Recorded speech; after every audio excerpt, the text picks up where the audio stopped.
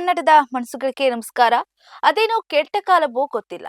ಇತ್ತೀಚೆಗೆ ಒಂದರ ಮೇಲೊಂದು ಭೀಕರವಾದ ರಸ್ತೆ ಅಪಘಾತಗಳು ನಡೀತಾನೆ ಇದೆ. ಕೆಲವು ದಿನಗಳ ಹಿಂದೆ ಅಷ್ಟೇ ಬಸ್ ಅಪಘಾತದಿಂದ ಭಸ್ಮವಾದ ಘಟನೆ ಮಾಸುವ ಮುನ್ನವೇ ಇದೀಗ ಮತ್ತೊಂದು ಅಪಘಾತದ ದುರಂತ ನಡೆದಿದೆ.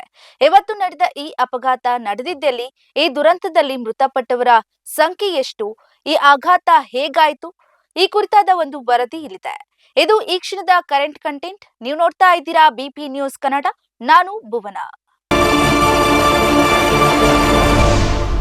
ತುಮಕೂರಿನ ವಸಂತ ನರಸಾಪುರ ಕೈಗಾರಿಕಾ ಪ್ರದೇಶದ ರಾಷ್ಟ್ರೀಯ ಹೆದ್ದಾರಿ 4ರಲ್ಲಿ ಇಂದು ಬೆಳ್ಳಂಬೆಳಗ್ಗೆ ಸಂಭವಿಸಿದ ಭೀಕರ ರಸ್ತೆ ಅಪಘಾತವು ಇಡೀ ರಾಜ್ಯವನ್ನೇ ನಡುಗಿಸಿದೆ. ಅಯ್ಯಪ್ಪ ಸ್ವಾಮಿಯ ದರ್ಶನ ಮುಗಿಸಿ ಕೇರಳದಿಂದ ಮರಳುತ್ತಾ ಇದ್ದಂತ ಭಕ್ತರಿದ್ದ ಕ್ರೂಸರ್ ವಾಹನವು ರಸ್ತೆ ಬದಿಯಲ್ಲಿ ನಿಂತಿದ್ದ ಲಾರಿಗೆ ಅತಿ ವೇಗವಾಗಿ ಡಿಕ್ಕಿ ಹೊಡೆದ ಪರಿಣಾಮ ಒಂದು ಪುಟ್ಟ ಮಗು ಸೇರಿದಂತೆ ಸ್ಥಳದಲ್ಲಿ 4 ಜನ ಸಾವನ್ನಪ್ಪಿದ್ದಾರೆ. ಅಪಘಾತದ ತೀವ್ರತೆಗೆ ಕ್ರೂಸರ್ ವಾಹನವು ಅಕ್ಷರಶಃ ನಜ್ಜುಗುಜ್ಜಾಗಿರುವಂತದ್ದು. ವಾಹನದಲ್ಲಿದ್ದಂತ ಇತರ ಪ್ರಯಾಣಿಕರಿಗೂ ಕೂಡ ಗಂಭೀರವಾಗಿ ಗಾಯಗೊಂಡಿದ್ದಾರೆ.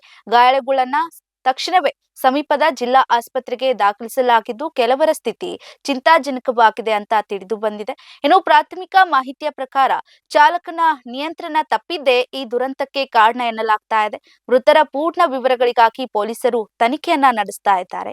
ಘಟನಾ ಸ್ಥಳಕ್ಕೆ ತುಮಕೂರು ಗ್ರಾಮಾಂತರ ಪೊಲೀಸರು ಹಾಗೂ ಅಧಿಕಾರಿಗಳು ಭೇಟಿ ನೀಡಿ ಪರಿಶೀಲನೆಯನ್ನ ನಡೆಸಿದ್ದು ಮೃತದೇಹಗಳನ್ನ ಮರಣೋತ್ತರ ಪರೀಕ್ಷೆಗೆ ರವಾನಿಸಿದ್ದಾರೆ.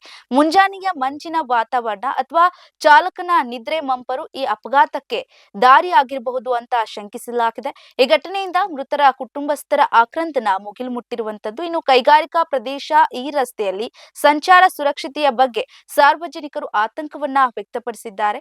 ಇದಾಗಿತ್ತು ಈ ಕ್ಷಣದ ಕರೆಂಟ್ ಕಂಟೆಂಟ್. ನೈಜ ಹಾಗೂ ತಾಜಾ ಸುದ್ದಿ, ಪ್ರಾಮಾಣಿಕ ವರದಿ, ನಿಷ್ಠುರ ವಿಶ್ಲೇಷಣೆಗಳಿಗಾಗಿ ಸದಾ ಗಮನಿಸ್ತಾ ಇರಿ ಬಿಬಿ ನ್ಯೂಸ್ ಕನ್ನಡ.